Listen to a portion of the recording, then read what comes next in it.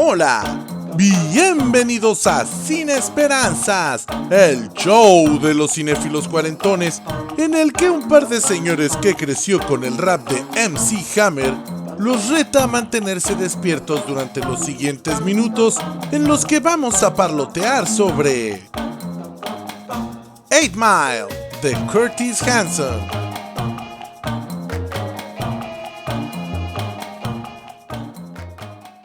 Bienvenidos sean, estamos aquí reunidos una vez más para celebrar este ritual de amor al cine.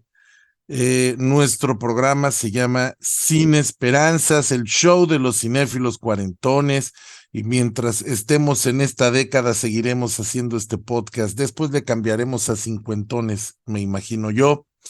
Ya hemos estrenado 3 episodios hasta el momento y el día de hoy vamos a hablar de una película que no estaba destinada a ser de mi agrado y terminó gustándome. Es una película para la que yo no era público y terminé disfrutándola bastante. La película se llama 8 Mile y la dirige Curtis Hanson. Pues de Eminem, como músico, yo lo conozco poco, pero lo conozco. Más allá de saber su nombre real, que es Marshall Bruce Mathers, la verdad es que ni sé cómo se llaman sus canciones más emblemáticas. Las reconozco y ya sé, la de Eminem y la otra de Eminem y la de otra de Eminem, y así. Me gusta su estilo musical, pero jamás me llamó la atención lo suficiente para adentrarme más allá de lo superficial. Ni jamás compré un disco de él. Cuando supe que se iba a estrenar una película estelarizada por él, pues mis prejuicios se pusieron a trabajar a doble marcha, especialmente porque se rumoraba que era una autobiografía. Y para mí eso es ya lo más vanidoso que se puede hacer con el cine, particularmente cuando eres joven. Pero la cosa es que sí la vi. Fui con mis amiguitos, probablemente compramos un combo de palomitas y refrescos, entramos a verla, ni siquiera recuerdo en qué cine, y pues más con el ánimo de burlarnos que de disfrutarla, pero la sorpresa fue grata, muy grata. Del director Curtis Hanson, yo solo había visto en el momento en el que se estrenó esta película, La mano que mece la cuna, una película de 1992, un thriller un poco grotesco, de esos que a mi mamá y a mí nos gustan mucho. LA Confidential, que es una película del 97 y que sería para mí su mejor película y la que más me gusta de su filmografía, yo la vi pero muchísimo después, muchos años después. Aún más, la serie de televisión en la que trabajó este director, Greg DeBonny, también del 2002, más o menos la misma época en la que sale 8 Mile, pasó de noche por mi casa, pues no creo haber visto más de un episodio completo. No es que tampoco, no es que no me gustara, no me enganchó y no la vi. Se puede decir que no tenía ni idea de quién era el director y no tenía nada que esperar de él. Habría cambiado mucho mi experiencia si hubiera tenido el referente de LA Confidential, no lo sé. A lo mejor ya no lo sabremos nunca. Para empezar, 8 Mile no es una cinta autobiográfica. Le pusieron La calle de los milagros o algo así en español, una cosa así, super cursi. Aún más, Eminem dice que le quitó un peso de encima saber que no se estaba interpretando a sí mismo. Él insistió en que no fuera biográfica, porque él quería tener esa libertad de partir de cero, de ser creativo, lo que es bastante importante, puesto que sale en prácticamente todas las escenas de la película. Una experiencia agotadora que lo dejó sin ganas de volver a la actuación. Lo que sí es real es que él vivió en su infancia en los barrios bajos de Detroit y que junto a su compañero rapero Proof, que interpreta al personaje Lil Tech en esta película, participaron en batallas de rap estilo libre. Eso es probablemente lo más en lo que coincide esta película con la biografía de Eminem. Esto de que acabó agotado y de que ya no quiso volver a actuar, pero que hizo una muy buena primera actuación, me recuerda al destino de la cantante islandesa Björk Guðmundsdóttir cuando hizo el papel principal en la cinta danesa Dancer in the Dark del director Lars von Trier, que hizo un papelazo que ya le asegura un lugar en la historia del cine, pero que acabó tan agotada que dijo, ya no vuelvo. Y sí han hecho papeles y cameos y cosas pequeñas, es más, sale en la película The Northman, que se estrenó el año pasado, hace un papelito ahí pequeño, pero pues, nada más, ¿no? Ya no vuelven a cargar con un papel protagónico. Y pues volvemos a la película. Lo primero que destaco de esta producción es su fotografía. Rodrigo Prieto es un cinefotógrafo mexicano, chilango, famoso por sus trabajos en Brokeback Mountain de Ang Lee, El secreto en la montaña, le pusieron una película del 2005 posterior a esta, y The Wolf of Wall Street también del 2013, muy posterior a esta, de Martin Scorsese, entre otras, también fotógrafo de Babel y de varias películas muy prestigiadas. Tiene un estilo fácil de reconocer, es un fotógrafo que tiene presencia y en esta cinta lo que hace es subrayar los contrastes, luces y sombras. Incluso en las tomas de día hay negros muy negros y blancos muy blancos, y a través del uso de la luz va describiendo los claroscuros de la vida en los barrios bajos, el terreno de los paria, un mundo donde lo más democrático es la miseria y los sueños de grandeza. ¿De qué nos habla 8 Mile? 8 Mile es una película que nos habla de una clase social condenada a empujar la piedra de Sísifo una y otra vez. Personajes que soportan el paso del tiempo con la esperanza de una intervención divina que mágicamente transforme sus miserables vidas. Un poquito como mi esposa y yo comprándonos el boleto del Melate. Todos los que estamos en esa situación, pues lo sabemos, ¿no? Cualquiera que no viva en una clase acomodada, ¿no? Entiende de lo que estoy hablando. Pero en este caso, pues estamos hablando del sueño americano, pero el sueño americano que se vuelve un viaje ácido. Tenemos al protagonista, Jimmy Bonnie Rabbit Smith. Es un mocoso blanco, sin oficio, sin estudios, probablemente abandonó los estudios muy joven. Mencionan haber ido a la prepa, pero pues no, ni siquiera sabe si la terminó, y su único talento es la rima espontánea. Acaba de botarlo la novia con la que vivía y se quedó hasta con su coche, tiene que regresar a vivir con su mamá, que vive en un parque de trailers, cosa que en México pues no reconocemos o no conocemos, pero que sí tiene, es sinónimo de lo que llaman despectivamente basura blanca o white trash. Y también hay barrios, guetos de afroamericanos en los trailer parks, y pues son zonas de gente muy humilde.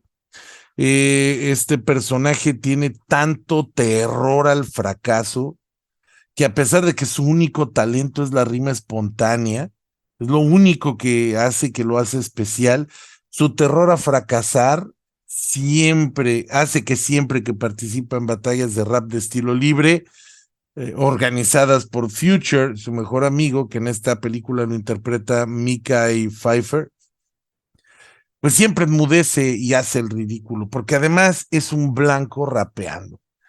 Y ya desde ahí ya es un terreno muy rasposo, porque está en el borde de lo que llaman apropiación cultural.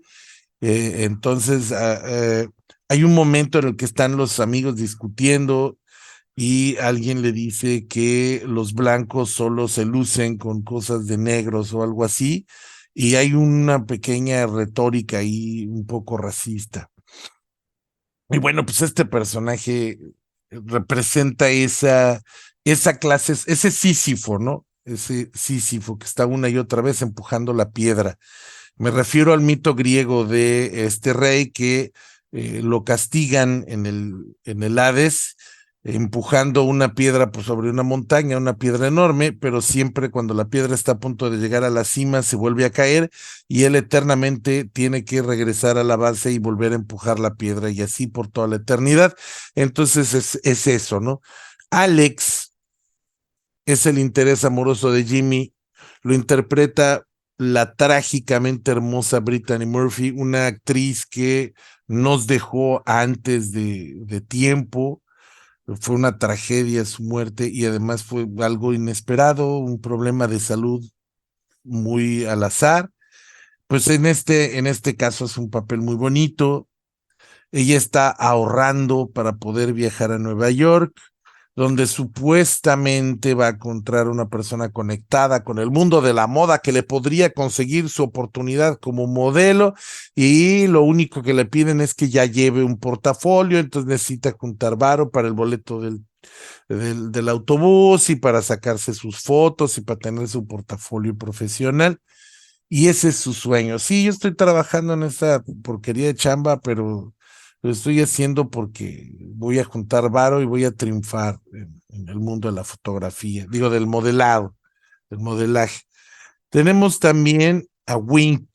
Wink está en medio de los dos, es uno de los amigos de Bee Rabbit, y en esta película lo interpreta Eugene Bird, y es una suerte de alcahueta de sueños. A ambos les vende la ilusión de que van a llegar a la grandeza por el camino rápido. Wink vende la imagen de éxito porque es lo único que tiene para ofrecer, una imagen de éxito. Es una persona cuya única lealtad es hacia sí mismo y solo busca sentirse importante, tiene una necesidad patológica de sentirse importante. Wink, como su nombre, sobrenombre lo dice, guiño, pues no, nunca puedes estar seguro de si está hablando en serio o si es otro de sus mitos que inventa para alimentar esta fantasía. Tenemos otro personaje que contrasta con Wink, que es Future, del que ya hablé hace un momento. Future es un amigo de Bee Rabbit, pero él, al revés de Wink, está constantemente desenmascarándolo, lo está poniendo en evidencia. Future sabe dónde está, sabe a dónde va y sabe por qué el camino rápido es una ilusión. A diferencia de Wink, Future basa sus sueños en la lealtad, y lo es siempre. Para Future no hay caminos rápidos, no hay no hay fórmula secreta, todos los favores se tienen que pagar, nada viene gratis. Entonces es lo opuesto a Wink. Wink es un alcahueta de la ilusión y Future es un realista. Sí, también tiene sueños y también empuja la piedra, pero es más realista y leal. Incluso la madre de Bee Rabbit, Stephanie, que en esta película la interpreta la grandiosa Kim Basinger, es una gran actriz que no siempre tuvo oportunidad de lucir sus dotes histriónicas.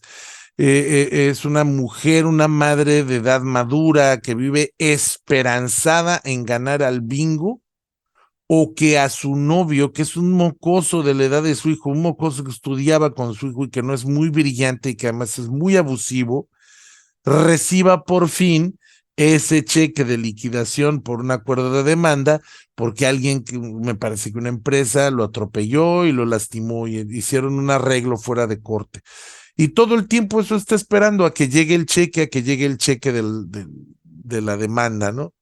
Y por eso soporta a este tipo, porque es la única esperanza que le queda, engatusar a un chamaco y que le dé su cheque del arreglo, ¿no?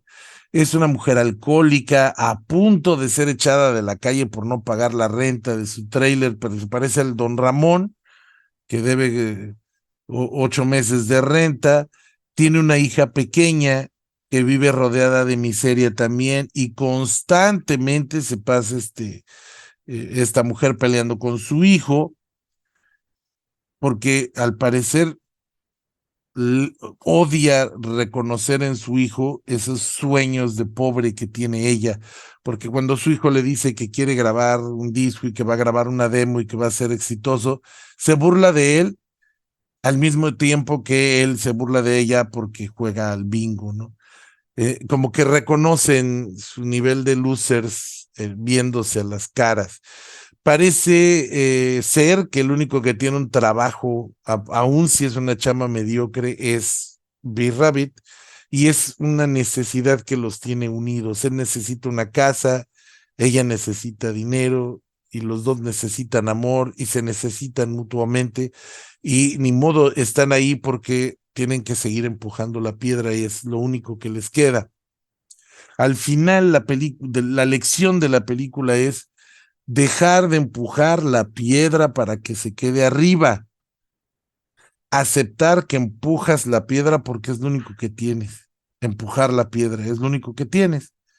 Y pues bueno, a través de una transformación heroica, de un camino del héroe, este personaje obtiene esa iluminación que lo lleva a destacar en una batalla de rap, pero la película no termina con un cliché American Dream en el que le hablan y oye, te vamos a firmar en un disco. Él regresa a trabajar a la fábrica donde está yéndole bien, le está yendo bien porque ya aceptó que ese es un trabajo que tiene que hacer y que es algo que tiene que vivir, y ahora está aceptando que no quiere fama, no quiere gloria, él solamente va a seguir empujando su piedra y va a seguir luchando para pagarse su propio demo.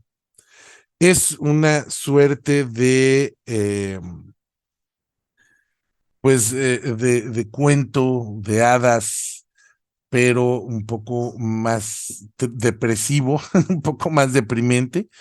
Es un cuento de hadas, sí, porque al final el príncipe logra vencer a la bruja malvada o logra vencer al dragón y emerger triunfante, y en una de esas hasta logró rescatar a la princesa, pero no significa que este caballero va a tener un final feliz y va a comer muchas perdices, sino que este va a tener que seguir caminando el camino del guerrero sin quejarse. Y si logra hacerlo sin quejarse, probablemente ya pueda llamarse a sí mismo un hombre. Es una interpretación muy personal, quizá, pero es lo que yo obtuve de esta película. Me parece impresionante que una persona que no es actor profesional como Marshall Mathers haya dado un papel tan bueno, pero también es cierto que no es un papel muy alejado de sí mismo. No es una biografía, no es él, porque además él sí vivió en la pobreza y sí vivió cosas así, pero tampoco, pero no vivió exactamente la misma historia de Bonnie Rabbit, eh, pero es muy cercano a él, es muy cercano a él, entonces no era tan difícil, no era tan difícil. Sin embargo, hizo un papel muy bueno, soporta toda la película, no es una tarea fácil, y logró ganar el Oscar por mejor canción original por el tema Lose Yourself, que se editó, se escribió y se grabó exclusivamente para esta película.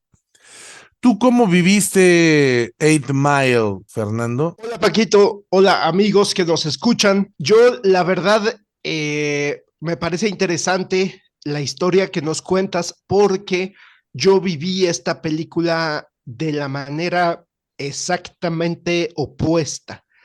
Es decir, yo me enteré de que la película había sido dirigida por Curtis Hanson pues un poquito antes de que se estrenara la película. Entonces, pues para mí enseguida fue como, pues pues enseguida en mi mente apareció la idea, esa película sí la voy a ver. También porque el hip hop no es un género del cual yo sea fanático ni conocedor, pero un género que me llama la atención. Es una música que sí me causa mucha curiosidad por ver justamente esta cuestión de sus orígenes, ¿no? O sea, a mí me gusta mucho el blues, el jazz y el rock, y pues es música que surgió de los barrios negros y es decir, sí, de la raza africana, la raza, como le llaman, afroamericana, ¿no? En los Estados Unidos de América. Y el hip hop, pues también es un género que surgió de ahí, ¿no? De los barrios bajos afroamericanos. Entonces, eso a mí no sé por qué me llama mucho la atención, me da mucha curiosidad. Es un mundo que cuando lo veo representado en el cine, inmediatamente captura mi atención. Entonces, pues cuando me enteré que venía esta película, eh, pues sí yo también había escuchado por ahí los rumores de que se trataba de una autobiografía de Eminem, lo cual no me hacía mucha gracia tampoco. Se me hacía también como barato, sobre todo siendo él, como dices, tan joven. Pero pues sí me llamaba mucho la atención el hecho de que era una historia de los barrios bajos y personajes afroamericanos y este personaje blanco que se desenvuelve en estos barrios y en este género musical.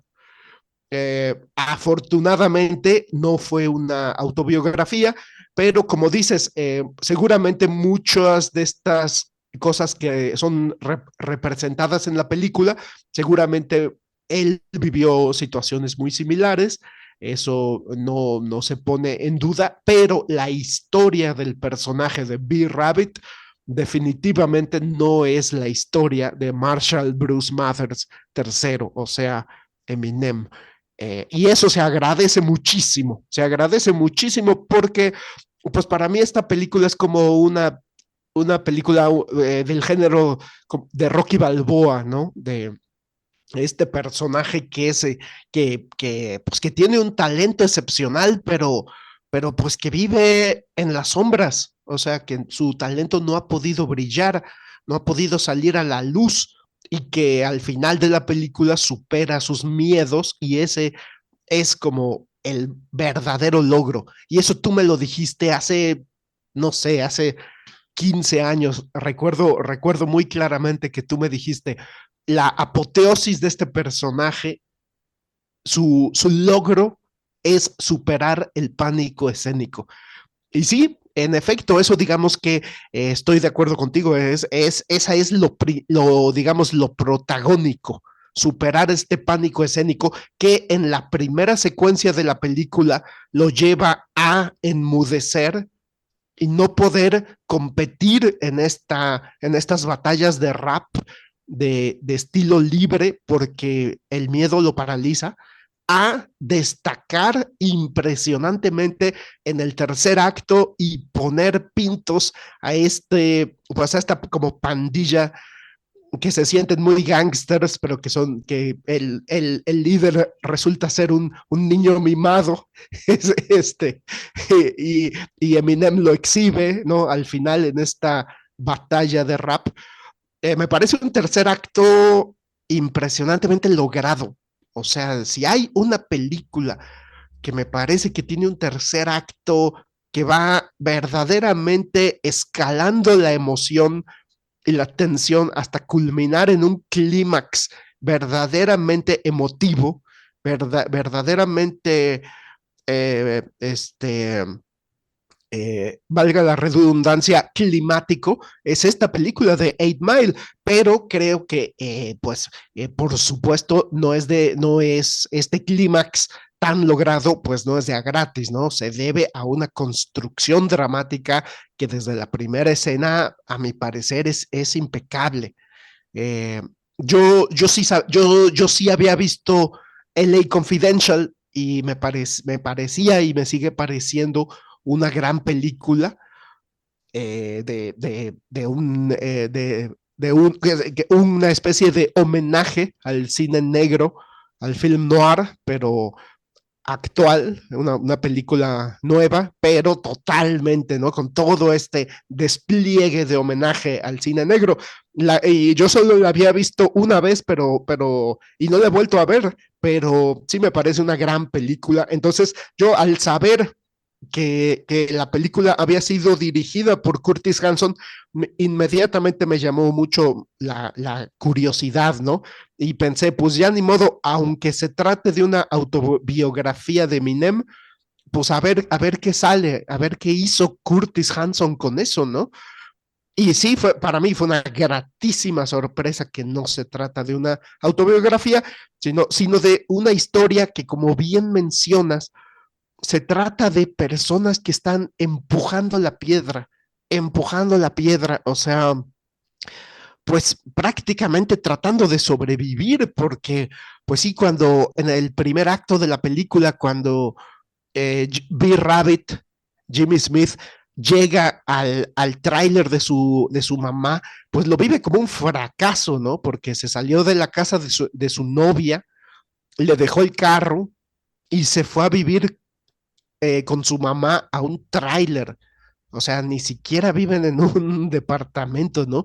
O sea, viven en un camper y no ha pagado la renta su mamá. Entonces, como dices, se necesitan en ese momento uno al otro, porque él sí tiene un trabajo y hay un diálogo en el que lo dice, ¿no? O sea, hay un momento en el que este otro personaje interpretado por Michael Shannon, este actorazo que me parece realmente un actorazo, Michael Shannon, que iba a la escuela con Jimmy B. Rabbit, es de su edad y anda con su mamá y está viviendo ahí en ese tráiler con esta promesa de que les va a llegar este dinero.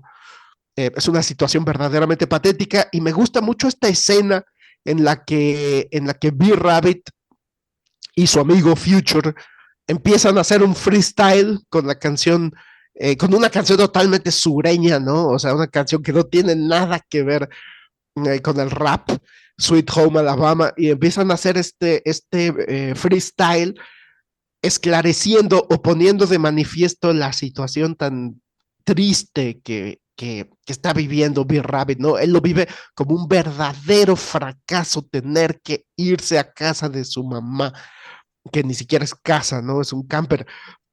Sin embargo, como bien dices, está el contraste con el otro personaje, Wink, que vende humo, o sea, te vende la fantasía de una vía rápida hacia el éxito, ¿no? Y como tú dices, alimenta mitos alrededor de su persona para sentirse muy especial. Y por un momento vemos a Eminem como, como que pareciera que el lado oscuro se está llevando a este personaje de B-Rabbit que hasta pareciera que va a traicionar a su amigo leal Future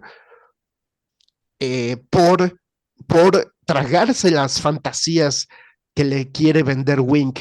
Sin embargo, pues ya la película, el desarrollo dramático de la película lo va llevando al personaje de Big Rabbit a cobrar conciencia, a ser leal a sus principios.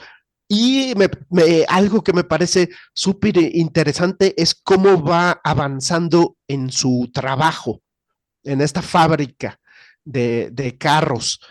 Cómo al principio, pues el jefe lo ve como un flojo, porque en efecto, Bill Rabbit no tiene una buena actitud, no se está esforzando porque pues él se considera rapero, ¿no? Y yo estoy así, yo estoy trabajando aquí, pero estoy ahorrando, quiero ahorrar para grabar mi demo, ¿no?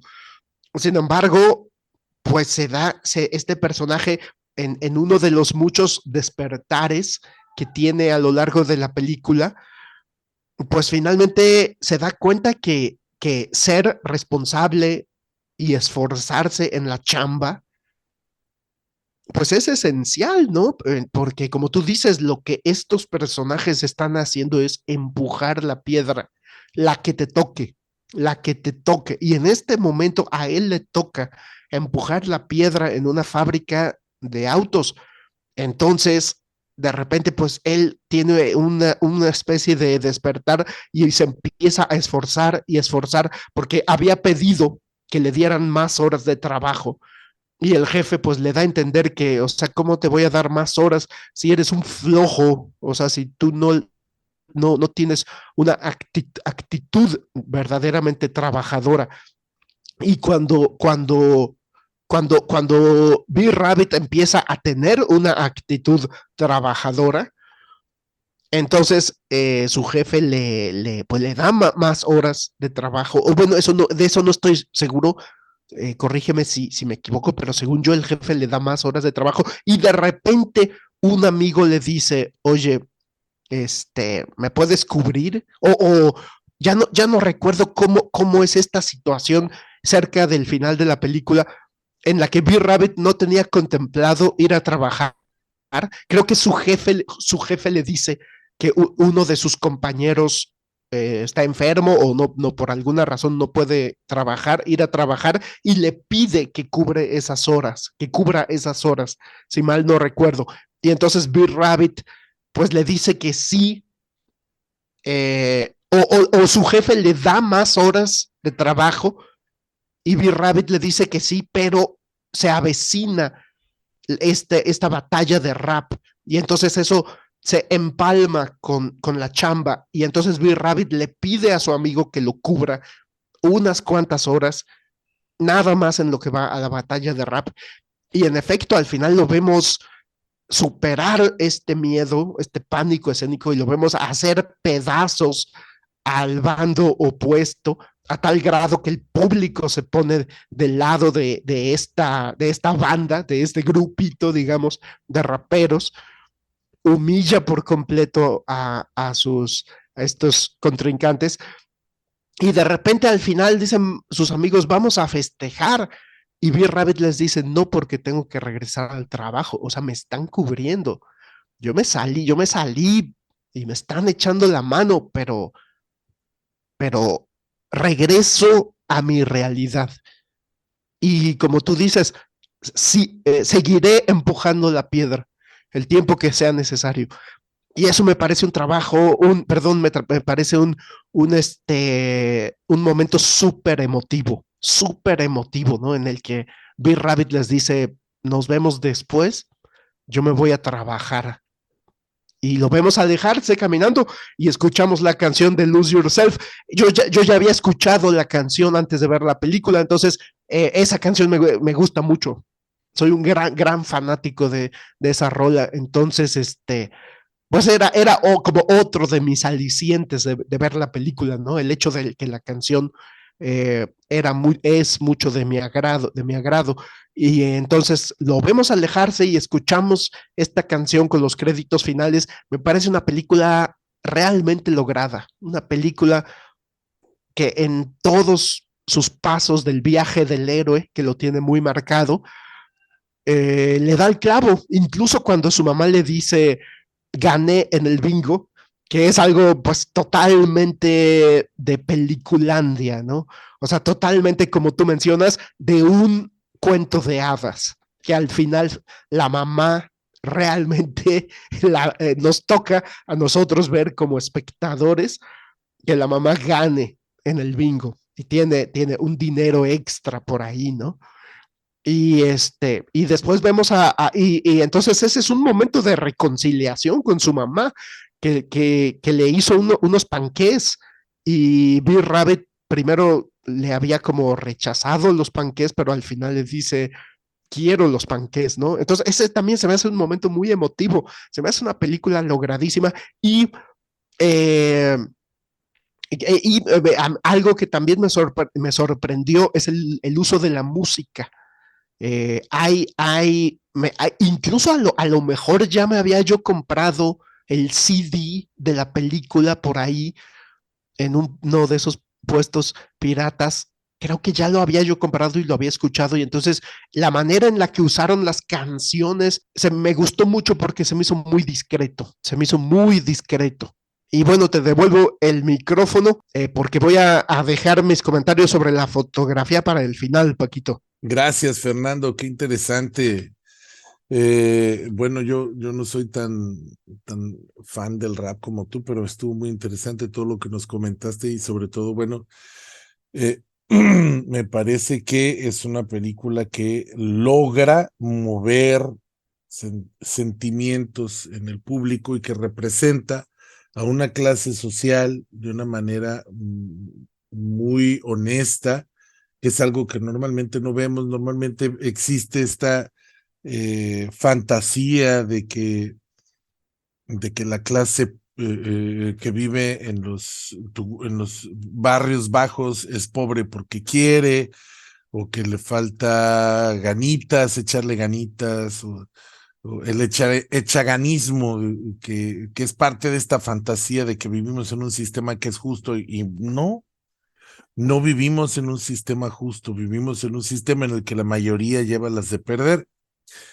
Y lo que nos dice esta película es que, en parte, fíjate, toca un tema que toca mucho Woody Allen. Eh, para ser feliz tienes que tomar lo que sea que te funcione. Entonces la pieza musical Lose Yourself, eso dice, ¿no? Que cuando te pierdes en la música, recíbelo, porque eso es algo que va a ocurrir una sola vez, y si no lo aceptas, se te va a ir. Y lo mismo pasa con este muchacho. Enfrenta el miedo al escenario. Yo no recuerdo haberte dicho eso, así que me sorprendes porque dije yo, ay, qué bueno soy. No recordaba eso. Pero pues enfrenta su miedo al escenario, triunfa, y no solo triunfa, sino mega triunfa, y pone el 313 en la cima, y le dicen, quédate y haz batallas de rap conmigo, y van a buscarte y te van a admirar y todos van a querer ser como tú. Y él dice, no, ya tuvo su momento, y eso fue lo que lo disfrutó, lo vivió, y ahora a seguir chambeando y a seguir viviendo una vida responsable, una vida adulta. A mí me parece que es un poco desalentadora, sí. No es una película que quiera que nos quiera vender la idea de que él va a salir de ese agujero y se va a volver el famoso y exitoso rapero Eminem. Más bien nos quiere decir que la historia de Marshall Mathers es una historia que no ocurre muy seguido, y que hay muchas historias como él que no triunfan y que tienen que conformarse con esos pequeños momentos de felicidad. Creo que no es casualidad que la película empieza en la oscuridad de la noche y termina en la oscuridad de la noche, porque no nos da un final luminoso. Lo que nos ofrece es una lección cruda y directa. Estos personajes no van a salir del gueto, porque así es el sistema que vivimos. Además, eligen una ciudad en particular representativa de esto, Detroit. Detroit fue el centro de la industria automotriz durante décadas, y de repente, por decisiones corporativas abusivas, desplazaron el negocio de la automotriz a otros lugares para conseguir mano de obra barata, y para se llevaron las fábricas a otros países, y destruyeron por completo a Detroit y a muchas ciudades del estado de Michigan. Hay un documental que hizo Michael Moore, uno de sus primeros documentales, que se llama Roger and Me, y trata sobre cómo una decisión corporativa destruyó el pueblo de Flint, Michigan. Y tú ves esto en esta cinta, ves ese mundo todo herrumbrado, descascarado, descolorido, despintado. Ves esta mansión preciosa de 2 pisos. El mismo personaje, Bunny Rabbit, dice: yo quería vivir en una casa así cuando era niño, para mí este era un sueño, y cómo esa casa se ha convertido en un nido de ratas donde violaron a una menor de edad, donde sistemáticamente cometen crímenes hasta que se hartan y la incendian en un acto de rebeldía de ya basta, ya estamos hartos porque a nadie le importamos. Y es esta casa maravillosa que representa ese American Dream de la posguerra, ese American Dream de la generación Baby Boom, y tenemos a todos estos niños, generación X. eh, bueno, en realidad ya son, en la película ya son más millennial, pero no sé exactamente en qué año está ubicada la película, pero bueno, pues es la generación X porque eran los 80s cuando Eminem era adolescente, ¿no? Esta generación totalmente decepcionada porque los hippies no trajeron la paz mundial, porque los rebeldes con causa se rebelaron, no, se convirtieron en el establishment contra el que pelearon, y la corporatividad nos destruyó y nos comió, y acabaron con la familia tradicional y con los valores tradicionales. Y pues eso nos dice Eight Mile, que al final del día hay que jalar la carreta, hay que empujar la piedra, como dije al principio. Una película muy existencialista. Este mito de Sísifo lo saqué por supuesto, lo estoy aplicando como lo hizo el filósofo francés Albert Camus. Por ahí, si quieren leer un libro interesante de filosofía que no está todo difícil de leer, pero no, pues no es gratis, ¿no? No es gratis. Me parece desafortunado que no hayan seguido haciendo películas. Quisieron hacer otra y creo que al final la hicieron con Jake Gyllenhaal. Me parece desafortunado que no hubiera así como una especie de una trilogía y que estudiaran otras tribus urbanas en otras locaciones de Estados Unidos en los que viven así. Yo he conversado con muchos jóvenes cuya única percepción de Estados Unidos es Nueva York o Tucson o Arizona, y creen que todos en Estados Unidos viven súper bien porque los lugares en los que visitan son lugares donde está la clase media alta. Pero cuando empiezas a enfrentarte a estos barrios pobres, empiezas a ir a estas zonas que no son populares, donde empiezas a ver esta gente blanca viviendo en la miseria, donde ves que los barrios bajos son de lo más plural que hay en el mundo. La pobreza es lo único verdaderamente democrático que hay en el mundo. Entonces empiezas a entender que el mundo no es blanco y negro, y que el mundo no es, el pasto siempre es más verde del otro lado, en el patio del vecino, perdón. Pues no voy a agregar más. Me parece que es una película de la que ya hablé lo suficiente. Cosas que yo le criticaría, pues no muchas realmente. Me parece que está muy bien balanceada. Incluso hay un personaje que es este muchacho, ay, ¿cómo se llamaba el personaje? Es un muchacho muy torpe, muy tontón, que se dispara a sí mismo, y lo interpreta un blanco, y me parece que está bien porque es una forma como de darle balance al excesivo corrección política. Entonces no es ni tan excesivamente correcto, ni tampoco se pasa tanto, ¿no? De la línea. Creo que es una película que se podría ver en estos tiempos y no la censurarían. Me parece que la elección de actores, pues es la primera película de este chico Mackie, ¿cómo se llama? Robert Mackie. Bueno, pues el próximo Capitán América aquí empezó. Esta fue su primer película, y además hace un papelazo el Papa Doc, porque es divertido que toda la película él es el campeón del freestyle y es contra quien se va a enfrentar Jimmy Bunny Rabbit, Cheddar Bob era el otro, pero el que se me olvidó, el personaje se llama Cheddar Bob. Bueno, y toda la película está esperando ese enfrentamiento final para que cuando aparezca el Papa Doc, Anthony Mackie, cuando aparezca Anthony Mackie interpretando a Papa Doc, diga, nada más diga, yo, y ya. Entonces, le tenía terror a este rapero que no pudo decir ni una oración. Entonces, es también muy gracioso, es muy divertido eso, apoteósico. Bueno, ¿algún comentario final, Fernando? Sí, no, pues nada más que me parece muy interesante toda esta lectura temática que haces de la película. Me parece muy acertada toda esta cuestión de la ciudad de Detroit, de lo que nos mencionas de la industria automotriz en Detroit particularmente y en el pueblo de Flint, Michigan, donde hizo su documental eh, Roger, perdón, sí, el documental de Roger and Me de Michael Moore. Eh, y lo que mencionas sobre la pobreza, ¿no? O sea, la pobreza es lo único que es realmente democrático, o sea, no discrimina razas, etnias.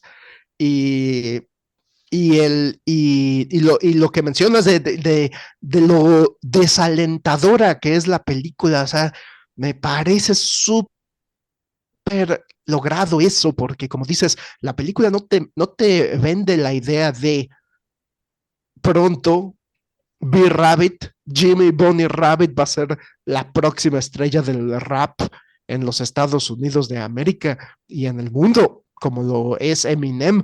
Para nada, ¿no? O sea, la película te dice, estos personajes van a seguir en el gueto. Y este protagonista tuvo una apoteosis y hoy, pero mañana, y ni siquiera mañana, sino ahorita se va directo a regresar a trabajar porque le toca el turno nocturno, ¿no?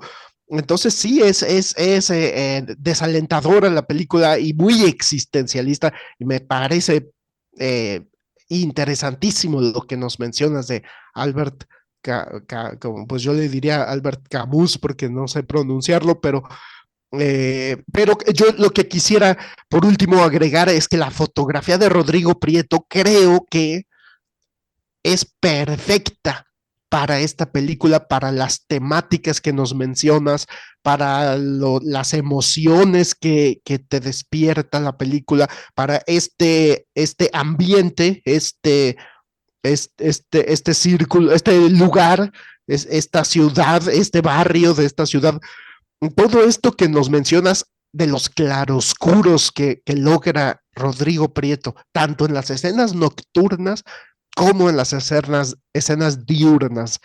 Y, digo, eh, es el director de fotografía de Amores Perros, ¿no? Y de 21 gramos, ¿no? Digamos, fue el fotógrafo fetiche de, de González Iñárritu, la mitad de su carrera, y ahora es el fotógrafo fetiche de Martin Scorsese. Entonces, pues es un.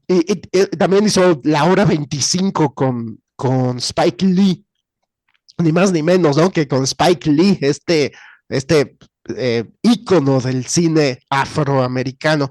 Entonces, pues Rodrigo Prieto es un cinefotógrafo que, pues que sin lugar a dudas se ha como especializado en el mundo crudo, en la crudeza.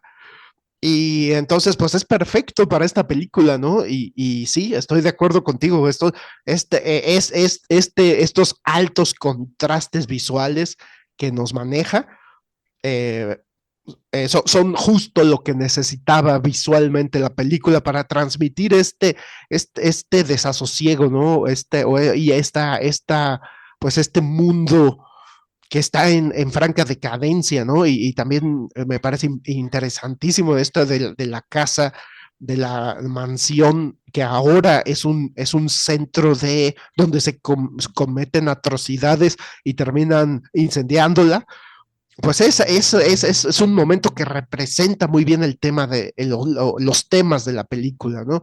De la decadencia de esta ciudad y sin embargo, pues B-Rabbit no pierde la esperanza, ¿no? Le dice a su amigo, esto es lo tuyo, esta es tu onda, esto eres tú, yo voy a seguir con mi onda, ¿no? Y no nos queda más que esperar que B-Rabbit grabe su demo, que, que no se le atraviese nada, digamos, que le consuma ese dinero, que logre ahorrar lo suficiente y que por lo menos grabe su demo, ¿no? Eso sería lo que como espectador yo digo, ojalá que lo logre.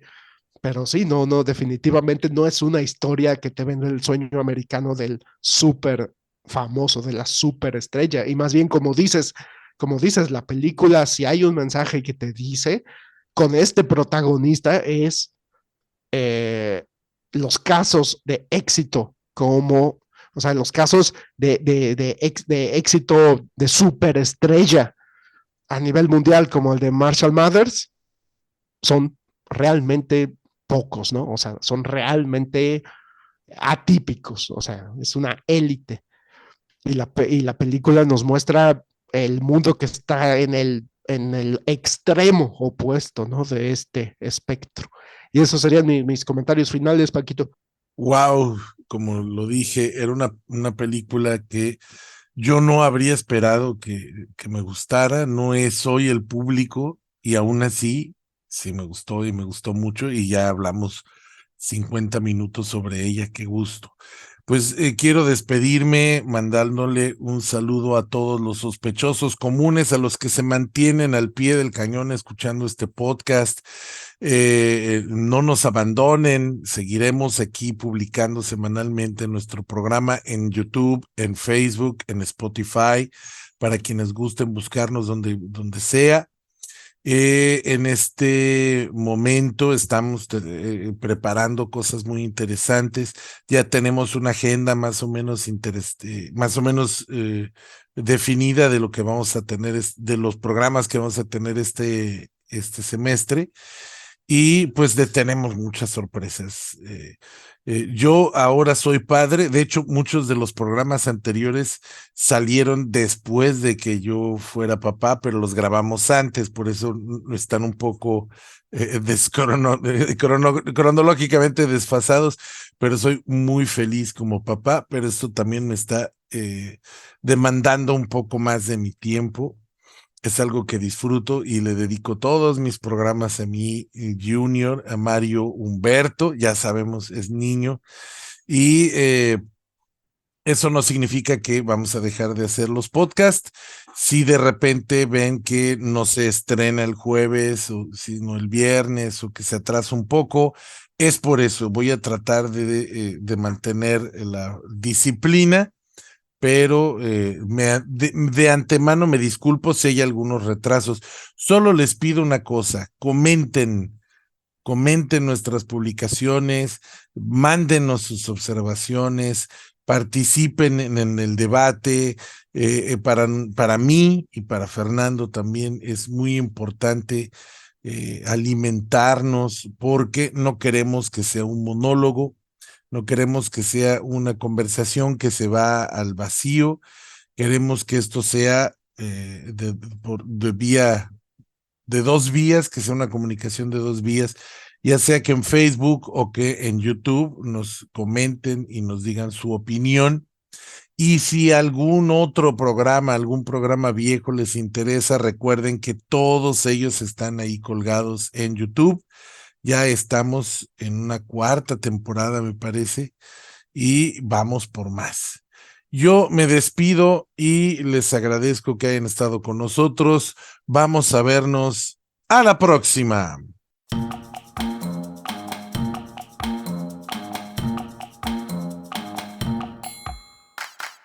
Esto fue Sin Esperanzas, el show de los cinéfilos cuarentones, con Fernando C. Fink y Paquito Rodríguez. Puedes escucharnos en nuestra página de Facebook, nuestro canal de YouTube y ahora también en Spotify. ¡Hasta la próxima!